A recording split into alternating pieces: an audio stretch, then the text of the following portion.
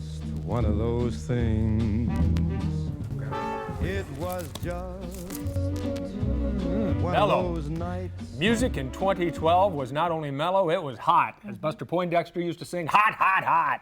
Nielsen SoundScan says total music purchases hit a record 1.6 billion units. Naturally, most of those were digital downloads or CDs, but Fox 4's John Holt joins us now with a surprising growth in a throwback way of listening to your favorite tunes. John? Oh, what a great sound. Yeah, that throwback way is spinning right here at 33 1/3 revolutions per minute. Here's the deal. If you have that crate of old LPs gathering dust in the attic or storage room, don't throw it away. Vintage Vinyl is spinning itself a real nice comeback. These stacks of wax are hot again. In this bits and bytes, digits and download world, sometimes it's the snap, crackle, and pop that bring you back. Oh, yeah! Zebedee's brings you back to a time when the groove came from a groove at 33 1/3 RPM. A vintage vinyl shop gone multi-generational. Even just when you set the needle on the album and you hear that little crackling noise, it's like, oh, that's so cool. Just one of those things. Julie Sanders grew up listening to her dad's collection. We didn't grow up with a whole lot, but entertainment was when Dad, was playing the old stereo in the living room. And on this day, she's shopping with, her daughter, 20-something Ashley, a compact disc convert. It's exciting. I just really like it. I like the way it sounds and just very classic feel to it. Please allow me to introduce myself. The market is driven by a 25 to 35-year-old clientele. When David Shank opened Zebedee 7 years ago, the compact disc was king.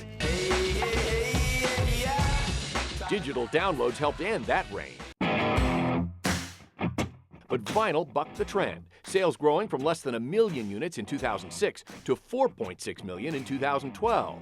An old-school record revolution fueled by the rediscovery that LPs are cool.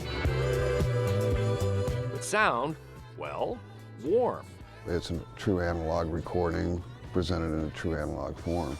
When you change that to digital numbers to make a digital format, you lose a little bit. There's a compression or a changing of it. My first record was Simon & Garfunkel's Parsley, Sage, Rosemary, and Thyme. At the ripe young age of 13, a time when teen friends collected Spice Girls CDs, Amanda Curtis fell in love with the 60s sound and collecting it on vinyl. And I was mocked pretty openly about that. At 30, Amanda gets the last laugh. How cute is that? I really like what vinyl does in a room full of people. When I have people over, everybody pulls out records, everybody gets really excited. I don't see people crowding around an MP3 player the same way.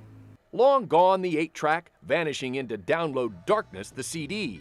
But phonograph fanatics, now crowding around the bargain bin too, and those who cater to them, see no end to their love of all things vinyl. Record collections are like book collections. They represent kind of a mirror into part of your life. So yeah, this is going to be here forever.